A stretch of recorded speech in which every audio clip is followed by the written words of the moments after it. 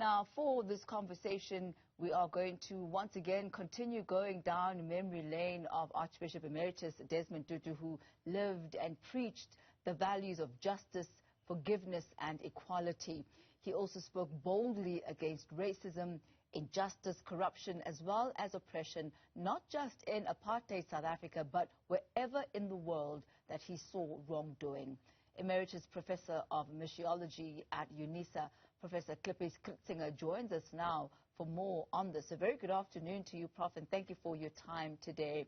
One of the hallmarks of Archbishop Emeritus Desmond Tutu is that he had a way of uniting different faiths under one vision and one drive, and that is to achieve peace and wholesomeness in communities and in society. Talk to us about this aspect of his work and his approach to faith. Thank you very much for the opportunity. Let me start by expressing my condolences to the Tutu family and to the Anglican Church as a whole. But let me say that his life was characterized by compassion. A number of people have said that and recently, and I've written about it. I think it started as all our faith and all our politics and ideology starts with personal experience. As a child in Sophiatown, he had TB and he was seriously ill in hospital. And Father Trevor Huddleston came and visited him in hospital a number of times, and he was completely bowled over by this kind old white man in his white robe as an Anglican priest. And he recovered from the TB, thankfully. But his life was not only shaped as a Christian by that experience, but also shaped by a deep compassion for people who are different and for people who are suffering. And so his faith, his theology, his ministry was deeply African and deeply Christian at the same time, because religion is life in an African sensibility and in a biblical sensibility. Religion is not a separate aspect or something for Sundays or something for when you close your eyes or when you read the Bible or something. It's about life. It's holistic, and it's not, and it's public, therefore. It's not to be privatized and isolated from life. And therefore it's about bodies. It's about black bodies, it's about white bodies, it's about women, it's about children. And he therefore saw the commitment of people of other faiths as valuable in the struggle for peace, for justice. He said in a lecture, when he speaks about, is South Africa a Christian country? This was 1994. He says, in our opposition to this Christian policy of apartheid, our greatest allies were often not Christians, but people of other faiths. Our most strident opponents, who were willing to use unjust laws to suppress us, were not people of other faiths, but rabid Christian folk. So I think this experience of his in struggling for justice and equality, as you said, and freedom and liberation, he developed a shoulder-to-shoulder partnership with people of other faiths and appreciated them, learned from them, worked with them.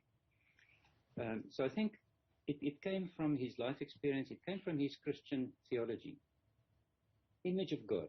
All human beings are created in God's image, and therefore are equally valuable, equally precious in God's sight, and therefore should be equally precious in the sight of humanity and of politics, economics.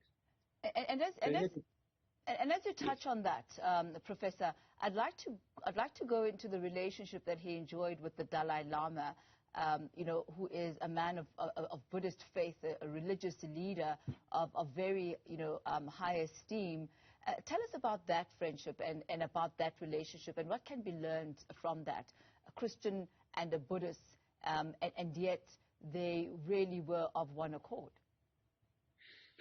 Yes, I think he was very much committed to, as you said earlier, to the struggles of people who suffered anywhere and everywhere.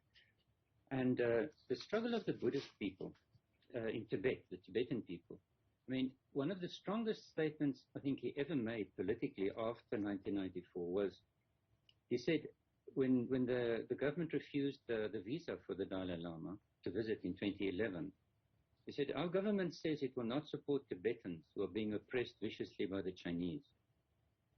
I'm warning you, and you all remember these radical words, I'm warning you that we will pray as we prayed for the downfall of the apartheid government, we will pray for the downfall of a government that misrepresents us. So for him, his friendship with the Dalai Lama was not only a personal attraction, that they were very much the same kind of compassionate people, but had a compassionate religious vision. But it was his commitment to the suffering of the Tibetans. He felt that the Dalai Lama was a symbol, an icon of Tibetans who were being overrun, and who had been overrun by the juggernaut of Chinese communism and Chinese expansionism. And so he met the Dalai Lama a number of times, and they were on the same page, because, I mean, the kind of Buddhism that the Dalai Lama represented was also inherently about compassion. So that was a shoulder-to-shoulder partnership in struggling for justice, but also there was a face-to-face recognition of a fellow soul, fellow human being, a fellow believer, who was open to mystery, who lived by grace, who was not arrogant, who lived humbly, and who lived as a servant to try to work for peace in the world. Let's go back to another statement that you made. You spoke about the Christian policy of apartheid. Now, there are some segments of society and some people who will be rejecting Christianity because they have seen Christianity as a vehicle for apartheid, and oftentimes where apartheid and the apartheid ideology was justified by Christianity, by the proponents of apartheid. Talk to us about that, the relationship or lack thereof, whatever the case may be, between the Christian faith and the apartheid ideology, and how Archbishop Emeritus responded to that, and the correlations that were made regarding those two. Well, he was very, very clear that that kind of Christianity is false. That the Christianity which oppresses goes against the very grain, against the very nature of Christian faith. He therefore, very, very strongly criticized it. I think black theology in South Africa, and Archbishop Desmond Tutu identified with black theology very strongly. In the 1970s and 80s, he wrote about black theology. Was an attempt of black Christians who said, well, we totally reject the ideology of Christian nationalism and of apartheid. It's racist, white supremacist premises on which it is based. But we do not reject the Bible and Christ. And we are going to use the Bible and our faith in Christ to achieve justice, which is what the Christian faith was all about. I have complete respect and understanding for people who reject Christianity because of the way it had been compromised with apartheid. And there were go ahead, Prof, please, go ahead. I understand that. I have huge respect for black leaders like Bishop Tutu and many others who have said that they are not going to give up the Christian faith because of how white Afrikaner and British colonial and Dutch colonial Christians have discredited it, that they're going to get back to the sources and restore its credibility and restore its authentic life in South Africa. And talking about that, there's a relationship that existed between Archbishop Emeritus Desmond Tutu and the Afrikaner anti-apartheid domineer and academic Gerry Loop. Talk to us about that and the significance of their work. Well, that's a very interesting story. Gerry Lubbe was a professor of religious studies at UNISA, and he was a very close friend of the Archbishop.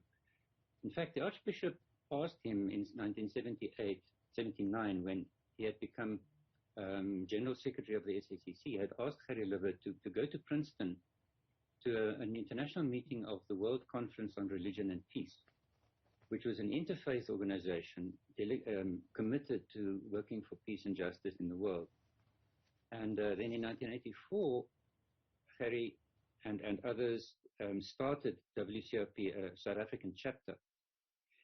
And they were extremely close friends. They trusted each other, which was actually quite amazing at the time in the early 80s.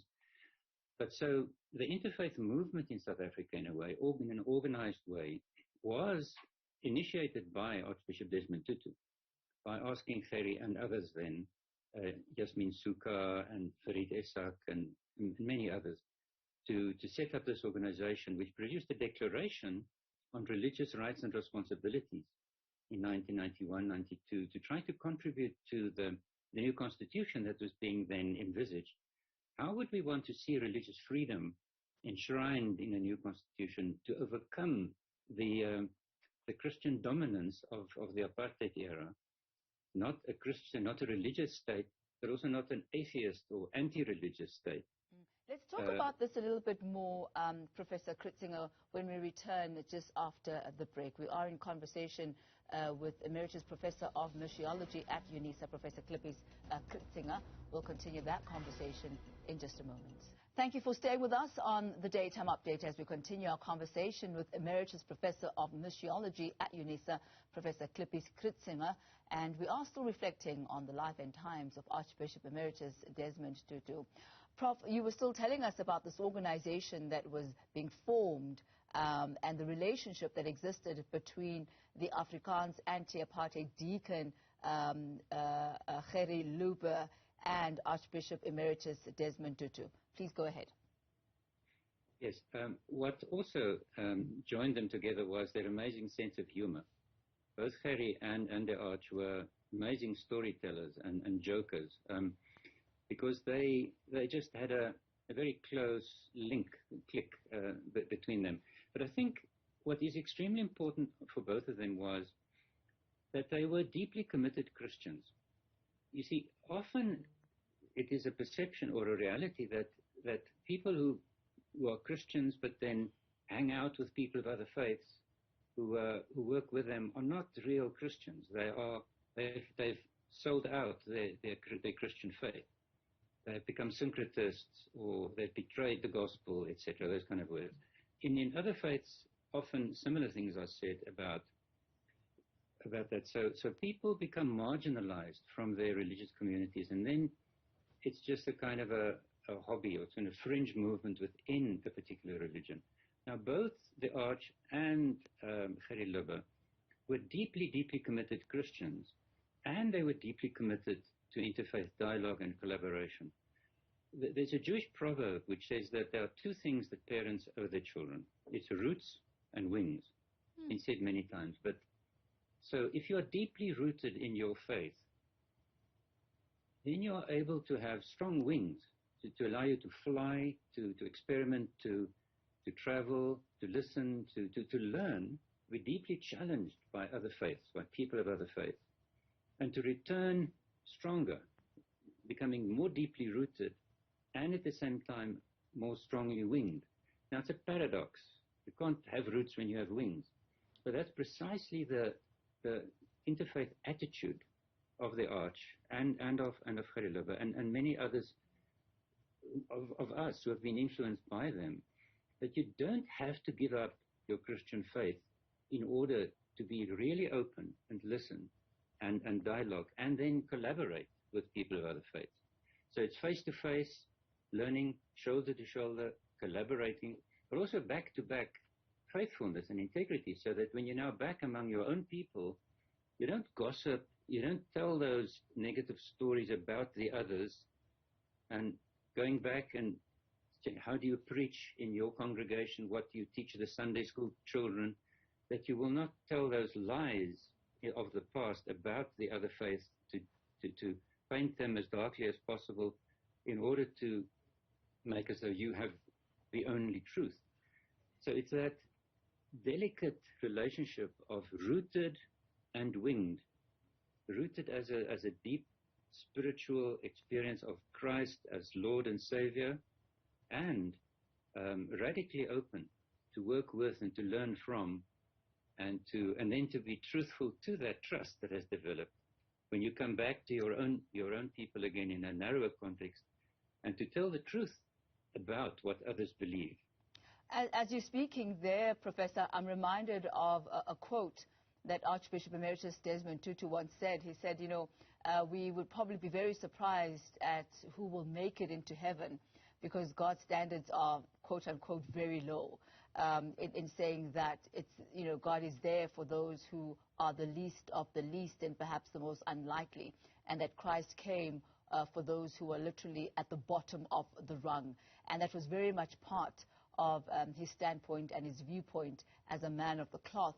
But I'd like to wrap up this afternoon to ask you about the role that religious leaders can or perhaps should be playing in South Africa.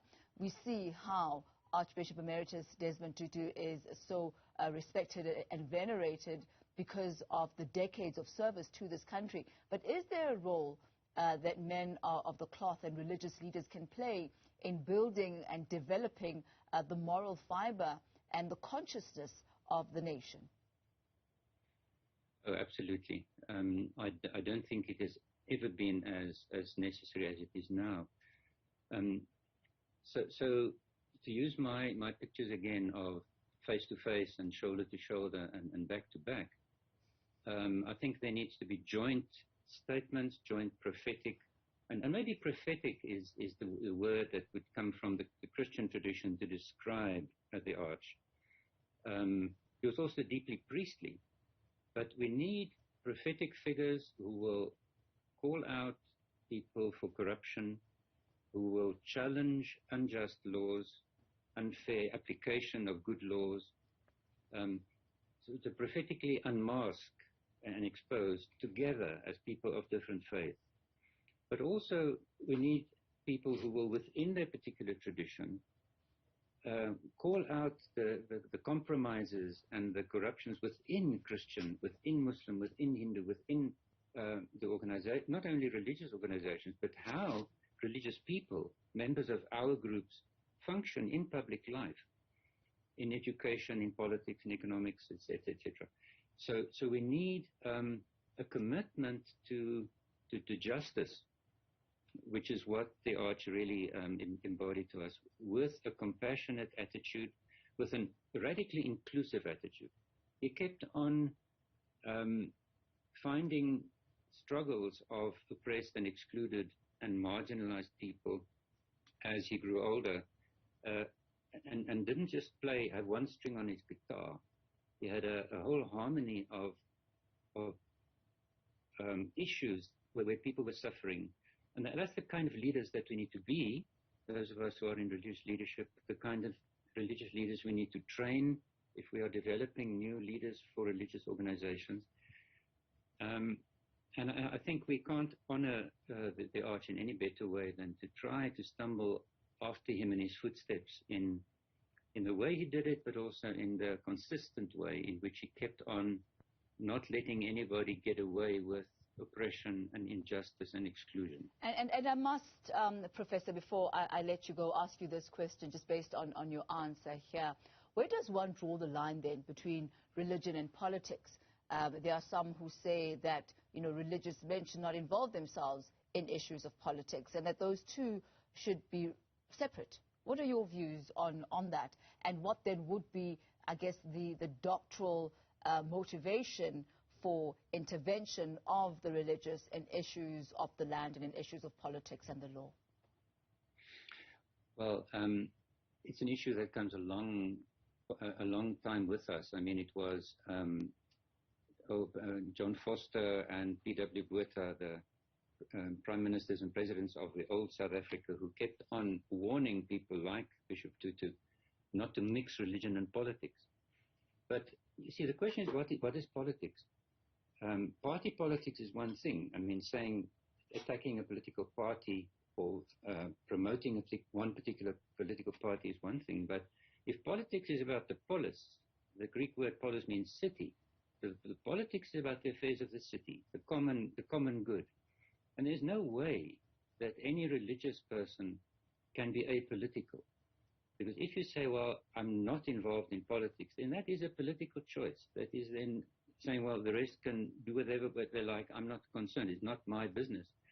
Any religious person of any religion with a conscience will say, my faith has consequences, has something to contribute to establishing a more just world. We're never going to have a perfect world, but to push it along in the right direction. And so politics will always be part, in all the scriptures of the great scriptures of the religious movements, and in the African tradition, religion has always had to do with the common good. And that's the kind of politics we need to do in the footsteps of the Arch. Under new circumstances, that new issues pop up all the time. So it's not party politics. That we need to avoid at all costs. Linking our particular faith to one particular political party. That's what the Afrikaner churches did under apartheid, to their shame. And we need to avoid that. But working for the common good of all God's people created in God's image, for a Christian, let me just speak as a Christian then, is absolutely non-negotiable. Emeritus Professor of Missiology at UNISA, Professor Klippies Kritzinger, thank you so much for your time, your insight, and recounting the relevance of Archbishop Emeritus Desmond Tutu and the fragrance that he has been to South Africa and its people over the decades. Thank you very much for your time this afternoon.